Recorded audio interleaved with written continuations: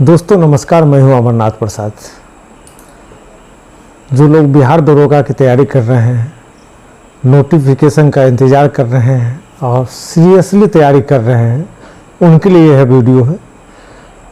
देखिए, नोटिफिकेशन नहीं आ रहा है, जब आना होगा आएगा।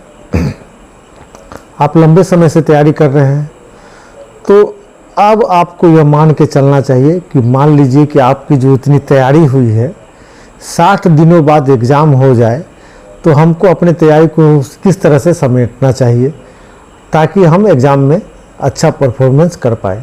आपने जो अभी तक पढ़ा है उसमें आप कितना आपका आउटपुट है, इसको भी देखने की ज़रूरत है। तो आप अगले 60 दिनों के लिए एक प्लानिंग कर सकते हैं ताकि आपका जो स्टडी है उसको एक नया दिशा, नई धार दी जा सके। आप में क्या कमियां हैं इसको पता चल जाए। तो किसी भी एग्ज़ाम में सफल होने के लिए एग्ज़ाम से पहले कुछ काम को करना पड़ता है और मेरी सलाह है आप इसको कर सकते हैं। अच्छा लगे तो कर सकते हैं। देखिए, किसी भी एग्ज़ाम में पास करने से कुछ महीना पूर्व, मतलब 1-1.5 महीना पूर्व लोग क्या करते हैं और क्या करना चाहिए कि रिवीजन मस्ट हो जाता है। रिवीजन और प्रैक्टिस। रिवीजन इसलिए मस्ट हो जाता है कि हम लोग बहुत सारा चीज़ पढ़ चुके होते हैं लेकिन एक दिमाग में व्यवस्थित नहीं होता, तो इसको व्यवस्थित करने के लिए रिवीजन बहुत मस्ट है। रिवीजन करने वक्त में किसी नए किताब को पढ़ने का प्रयास न करें। तो आप जो अभी तक पढ़े हैं उसको अगले 60 दिनों तक आप उसको रिवीजन कीजिए ताकि आपने कितना पढ़ा है उस पर आपका कंट्रोल हो जाए और मेमोराइज्ड हो जाए, आपको याद हो जाए। तो आप 60 दिनों तक प्रैक्टिस या रिवीजन कर सकते हैं। और दूसरी बात है, आपने जितना पढ़ा अभी तक बिहार दरोगा परीक्षा के लिए, क्या उसका आउटपुट सही निकल पाता है। इसके लिए बहुत ज़रूरी है यह देखना कि आप सवाल को सही से बना पाते हैं कि नहीं। बहुत लोगों को यह समस्या होती है कि एग्ज़ाम हॉल में जाने के बाद सवाल नहीं बना पाते हैं। तो आप इस कमी की जांच, इस कमी को दूर आप प्रैक्टिस सेट के माध्यम से कर सकते हैं। तो अगले 60 दिनों तक आप प्रैक्टिस सेट बनाइए।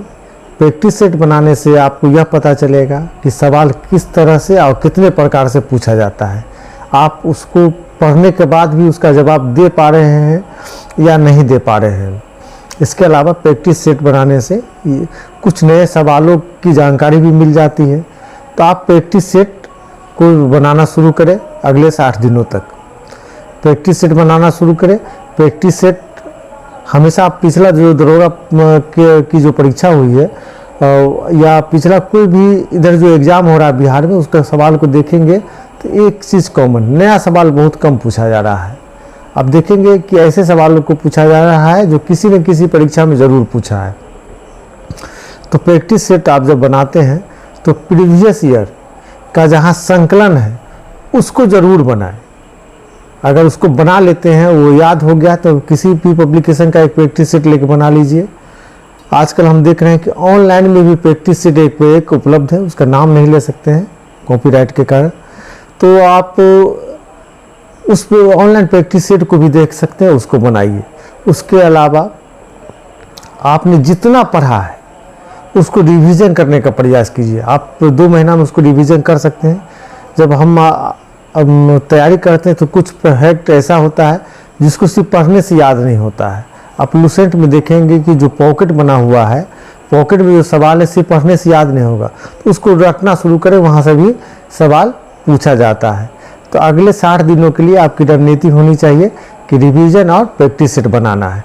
अब रिवीजन हमको कहाँ से शुरू करना है, तो दरोगा का आप प्रीवियस ईयर देखेंगे तो आपको एक बात स्पष्ट पता चलेगा कि साइंस का बहुत क्रेज बढ़ रहा है। साइंस का बिहार दरोगा में ही नहीं, बीपीएससी में भी बढ़ रहा है। बहुत सारे एग्जामों में साइंस का क्रेज बढ़ रहा है। तो बिहार दरोगा में साइंस एक महत्वपूर्ण टॉपिक के रूप में उभरा है, महत्वपूर्ण सब्जेक्ट के रूप में उभरा है। तो रिवीजन की शुरुआत आप साइंस से करें, साइंस और करेंट अफेयर से। करेंट अफेयर से पिछली जो परीक्षा हुई है उसमें 12-13 सवाल पूछा गया है। तो 12-13 सवाल से भी ज़्यादा पूछा जा सकता है। करेंट अफेयर के बारे में कोई फिक्स नहीं रहता है कि कितना सवाल पूछेगा, कभी ज़्यादा पूछ लेता है, कभी कम पूछ लेता है। लेकिन कम पूछे या ज़्यादा पूछे, आप करंट अफेयर को इग्नोर करके नहीं चल सकते। तो रिवीजन की शुरुआत आप करंट अफेयर और साइंस के साथ करें।